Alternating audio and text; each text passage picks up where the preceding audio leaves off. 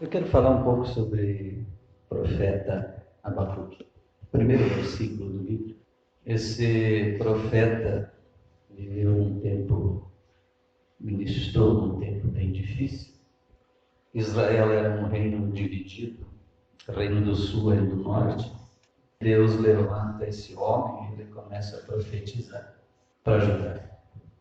E nesse primeiro versículo do livro tem uma expressão que diz assim: o peso que viu o profeta Abacuque. Eu pergunto, quem são os profetas de Deus aqui nesta manhã? Aleluia. A gente fica meio constrangido de dizer, né? Cadê os profetas de Deus aqui? As profetias? Pois bem, aqui diz que o profeta viu o peso. O que nós entendemos aqui, irmão? Sensibilidade. Acho que a primeira coisa que um profeta de Deus tem que ter sensibilidade para entender o momento. Os do passado cumpriram a missão deles e tiveram sensibilidade para o momento. Os do futuro ainda não chegaram. Então esta geração é a responsabilidade nossa.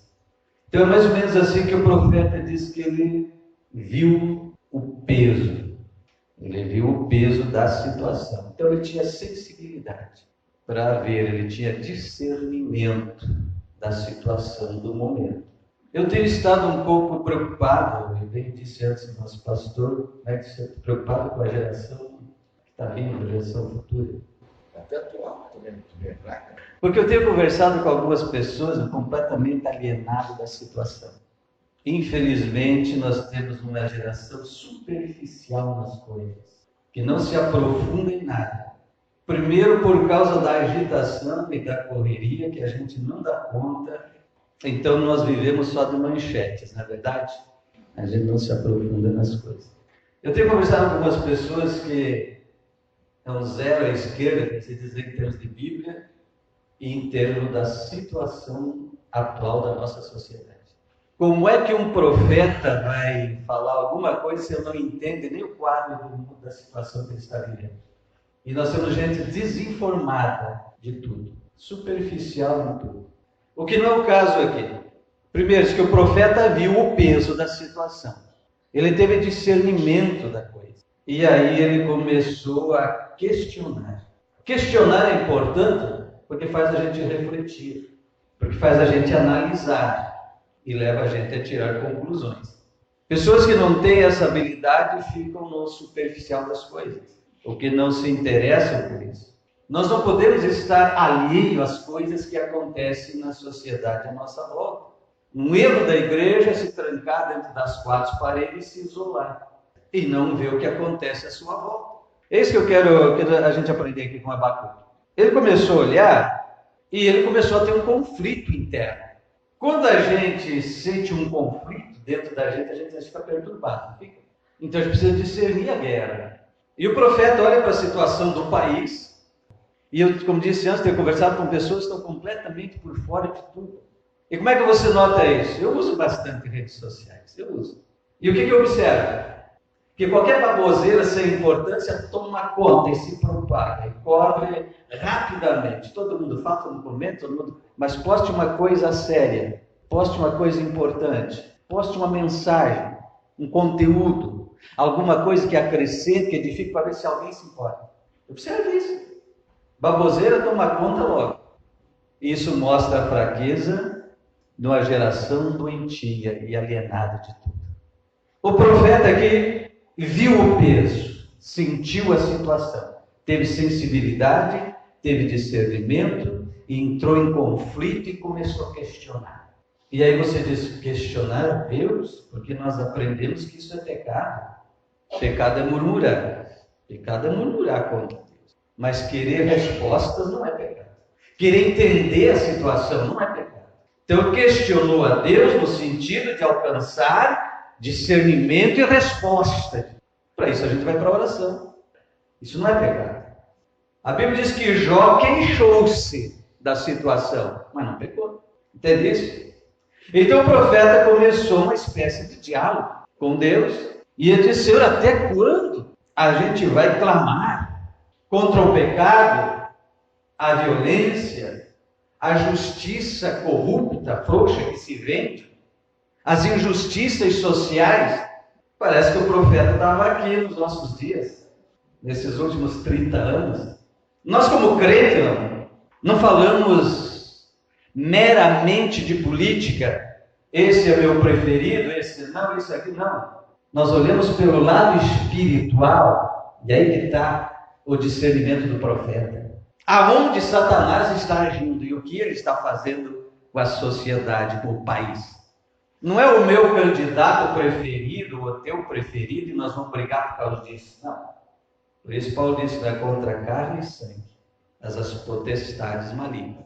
Aonde e quem Satanás está usando para destruir uma nação? O reino do norte já estava dominado pela Síria. Havia profecias de Jeremias e outros profetas dizendo que Judá ia para a escravidão na Babilônia. Porque o Império Babilônico se levantou, dominou a Síria e tomou conta de tudo.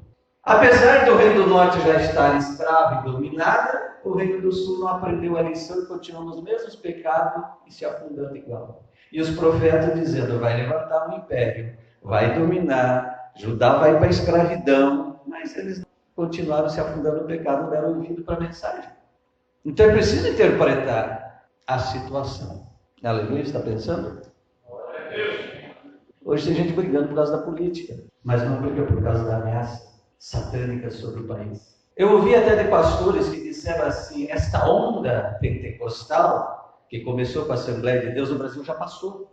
Agora nós estamos numa nova onda, um outro mover. E eu disse, não é verdade. A onda não passou, ela vai aumentar. Por quê? Missionário brasileiro é bem-vindo e bem aceito em qualquer parte do mundo, com exceção daqueles países islâmicos que são fechados ao cristianismo e alguns países comunistas que não aceitam. Mas no resto do mundo, missionário brasileiro é sempre bem-vindo, por causa do carisma e do avivamento.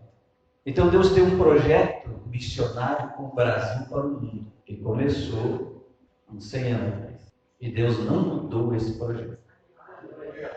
Foi por isso que Satanás tem tentado destruir o Brasil. Eu pergunto para vocês, todos nós sabemos que a gente também depende de dinheiro. Eu pergunto, o estado que está a Venezuela, para aqueles que acompanham, como disse, tem muita gente completamente alienada da coisa. Venezuela, por exemplo, hoje tem condição de botar um missionário no Uruguai? Você vai com R$100 do dinheiro brasileiro, você compra um saco de dinheiro da Venezuela. E nós sabemos o preço que custa um missionário aqui no Uruguai. Um país comunista e mais caro. Então, se o Brasil virasse uma miséria aqui na Venezuela, ia dar muita igreja tendo que trazer missionário de volta. Você tem que ir lá para o lado espiritual, não para o lado político. Ia dar muita igreja, quem sabe até nós, a gente tem que trazer nosso missionário de volta. E nem pensar em mandar outro. Então a gente fica, às vezes, sem discernimento da coisa, fica brigando por picuinhas, em vez de olhar para o lado espiritual.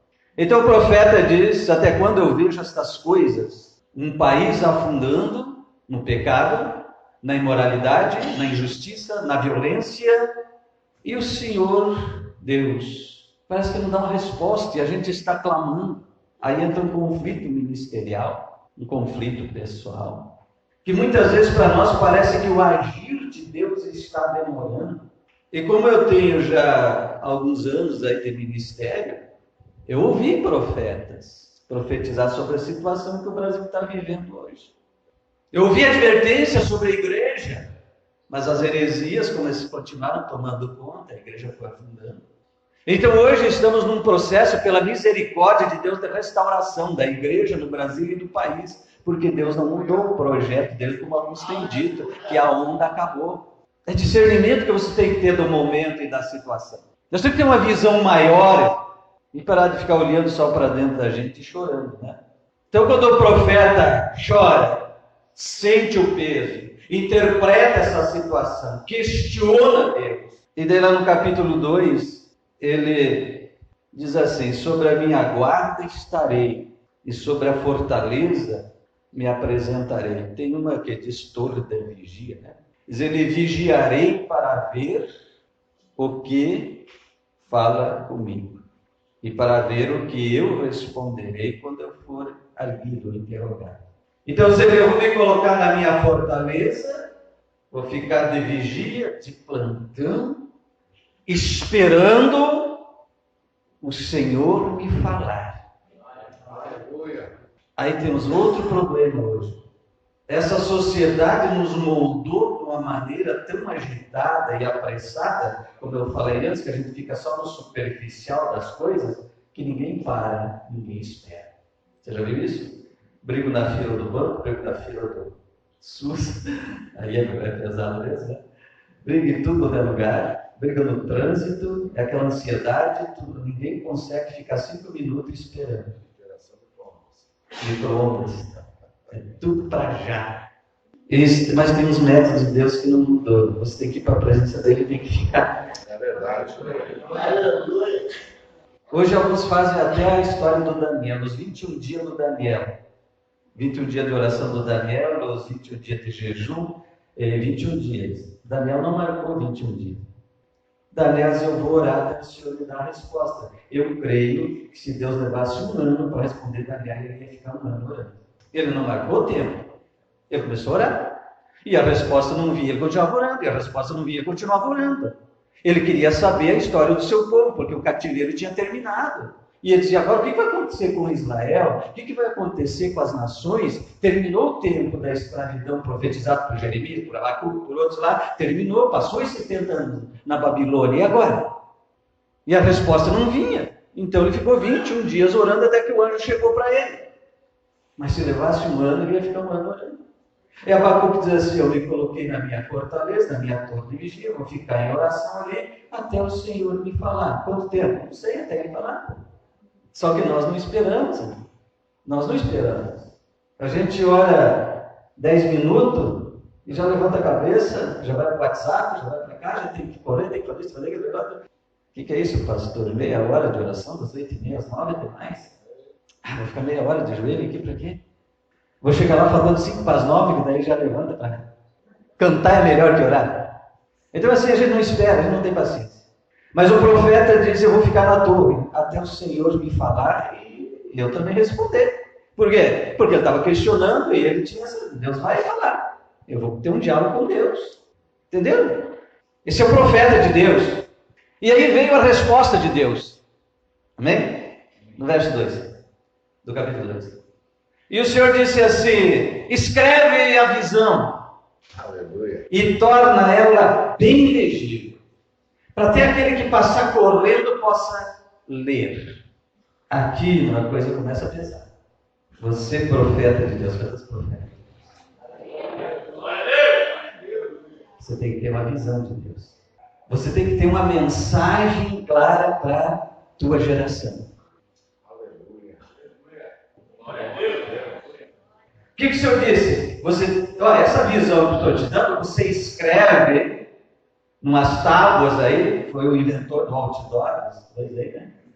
Você escreve bem legível para até aquele que passa correndo consiga ler. A importância da mensagem clara. Você tem que ter uma mensagem clara, que as pessoas entendam.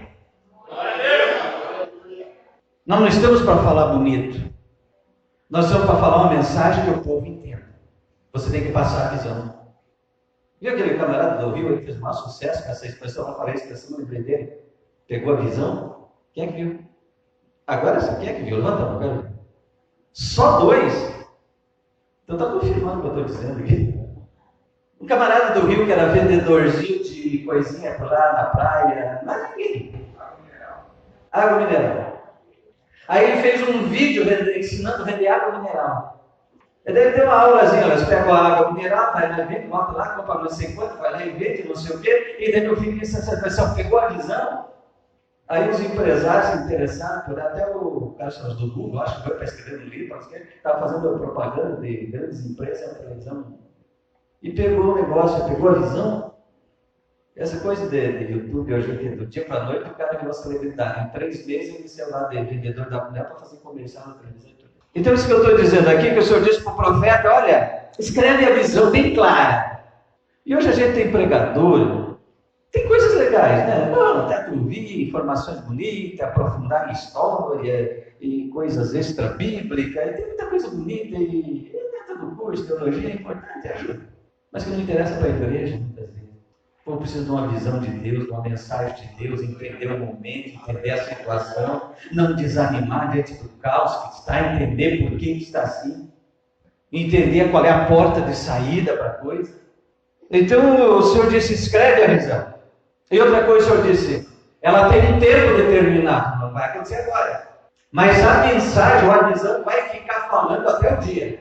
Entendeu? A mensagem vai ficar falando. O que é isso? Você passa para alguém. Esse alguém passa para outro. Você passa para outro. E a mensagem, a visão fica falando. Fica falando. Fica falando até o dia de cumprir.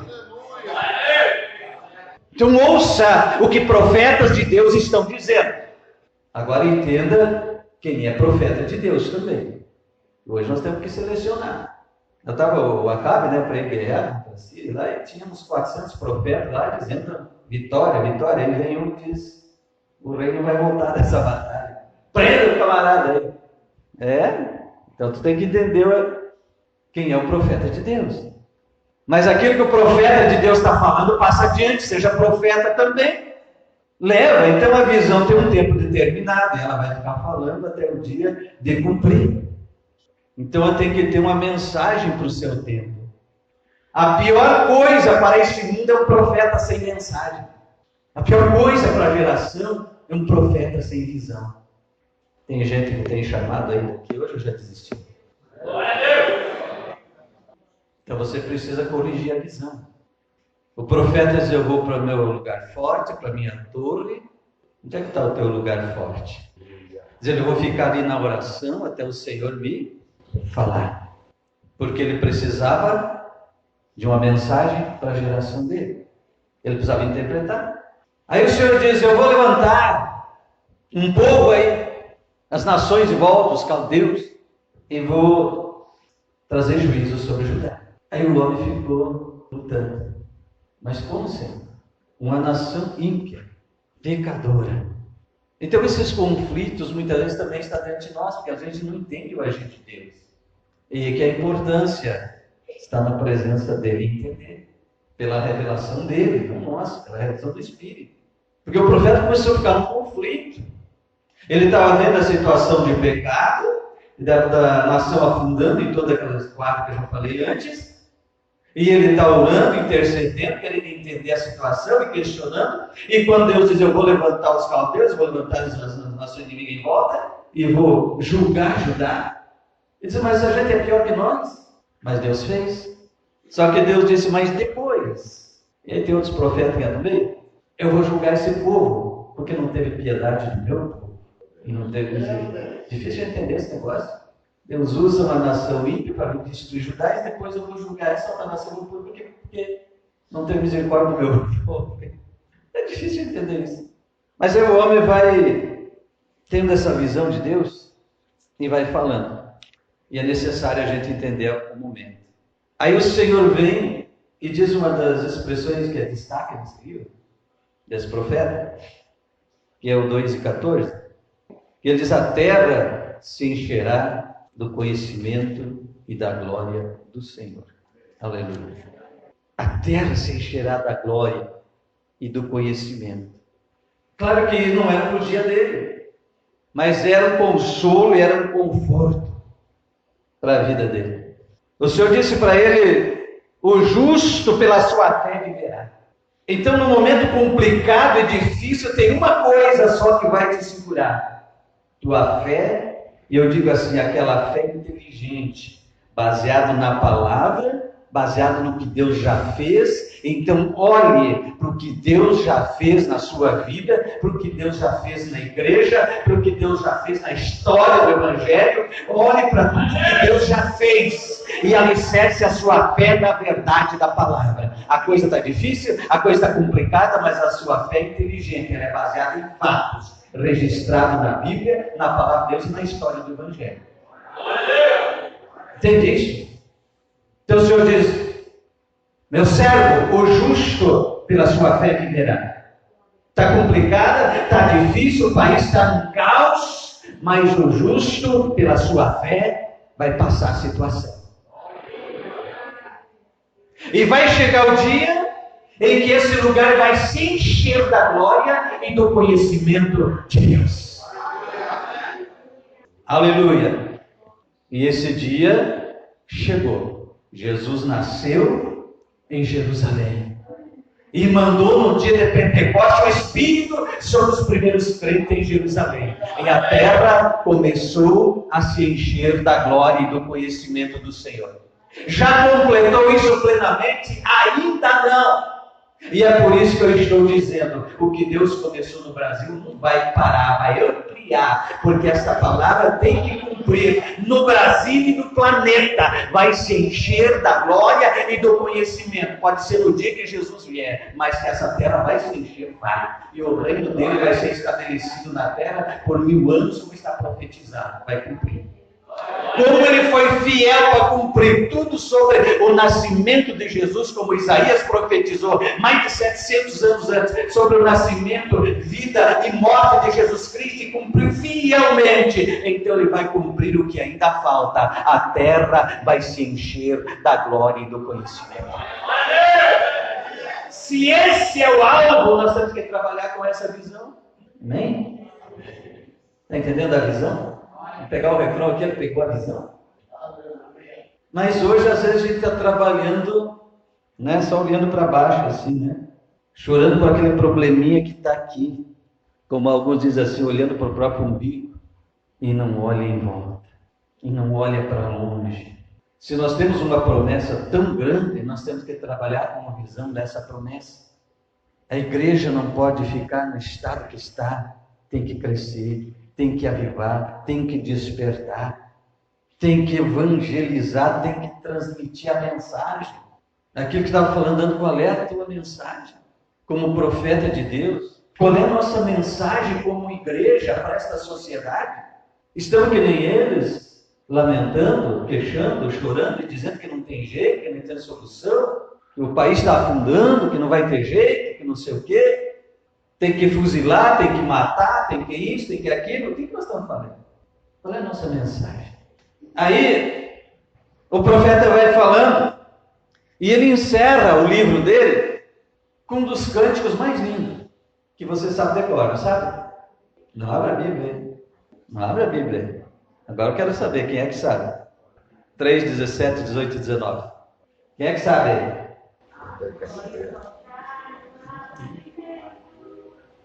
Ainda que a figueira... Agora todo mundo. Aí ele encerra o livro dele com esse cântico maravilhoso. E a gente pega, a gente canta nos louvores, a gente cita, né? E a gente não olha o quadro anterior. Por que ele concluiu com esse cântico? Por causa de tudo isso que eu já falei antes.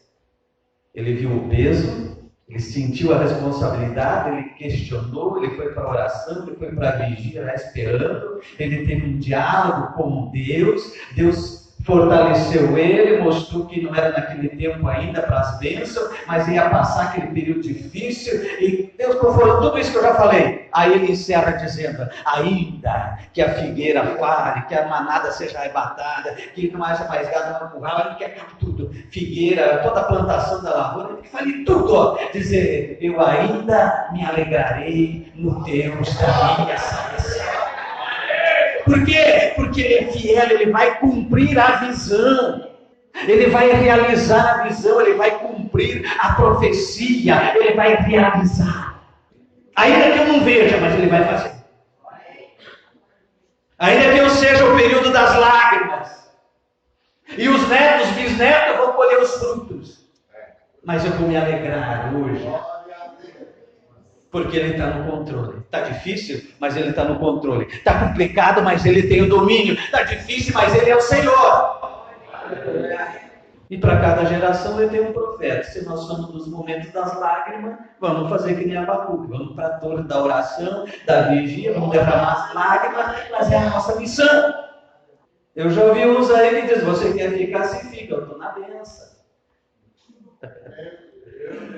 Eu estou na benção. Esse negócio de maldição, não é maldição, nós temos os períodos de lágrimas, temos os períodos da bênção, lógico. Mas nunca vem a bênção sem as lágrimas. Você tem que entender cada momento. Aquela palavra de Eclesiastes diz que tudo tem um tempo determinado por Deus. Se você não tiver discernimento disso, você vai sofrer demais. Tem o momento das maravilhas, tem os momentos difíceis, depois vem outra, depois vem indo. Então, entender uma coisa pessoal, individual, e entender o todo da igreja. Qual é a visão da igreja? Qual é o alvo? Para onde estamos indo? Então, ele encerra com esse cântico maravilhoso. E ele diz: o Senhor é a minha força. E fará os meus pés como das servas. É aqueles espécies de cabritos que vivem nas montanhas, cabras monteiras, né? Que é em lugares altos, lá que é impossível uma pessoa chegar. É desse animalzinho que se baseia, você vai andar nesses lugares altos. O Senhor é a minha fortaleza. Então, em todo momento, o Senhor é a nossa força. Aleluia. O Senhor é a nossa força. O Senhor te fortalece nesta manhã. Recebe um renovo do céu em nome de Jesus.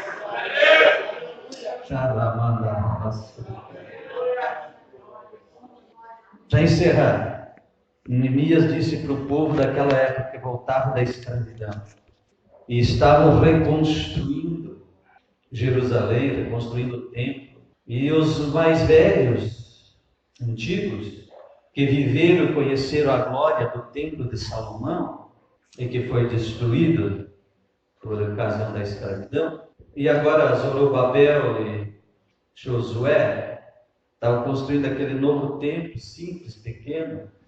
Os velhos choravam de saudade por causa da glória do templo antigo, e aquele pequeno não tinha nada da glória passada.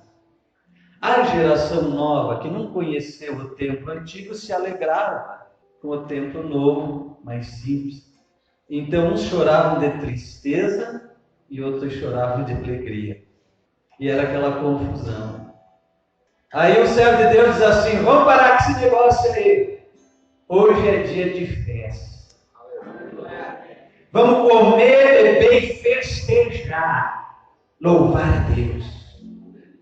E ele disse assim: porque a alegria do Senhor é a nossa força. Entendeu? Só tem um que quer você triste, Satanás. Porque na tristeza você enfraquece, você adoece, você morre. Mas na alegria você tem saúde, você tem cura para a mente, para a alma, para o físico, para tudo. Aleluia, na alegria. Então a alegria do Senhor é a nossa força. Alegrai-vos no Senhor. Até porque Paulo disse isso. Mas como é que eu vou me alegrar com desemprego, com empresa fechando, com isso, com aquilo? O justo, pela sua fé, viverá. O Senhor é a minha fortaleza. Ele me fará andar em lugares altos. Aí a visão tem um tempo determinado, e no tempo determinado vai cumprir. Vai cumprir.